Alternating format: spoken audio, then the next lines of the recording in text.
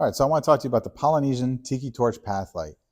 So these ones have the copper stem, and this one is distressed brass on top. We have different toppers, but this distressed brass looks so badass. So basically, it's a normal path light underneath. You can see the light shining on my hand, normal path light. Plus up top here, you just unscrew this cap, and you have a normal Tiki Torch light that you can burn. It creates an awesome vibe, as you can see. Like this, you can bring into backyard spaces, front yard. You can really bring cohesion to a property by adding some of these. Okay, and all you do is just like any other tiki torch, you would just unscrew this cap, comes with the wick, and inside here is a container about that big. It has about an 8 to 9 hour burn, and then underneath is just a normal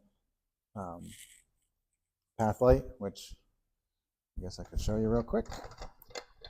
Take this wick off. So here you go. You can see this is the container that you fill up with the tiki fluid, and then underneath is where the light is with the frosted lens here. So that is the Polynesian lights. We have them in all different sizes, from 24 inches all the way up to 60. And yeah, so these are so badass. Really recommend them. You can add them to any space to really up the vibe.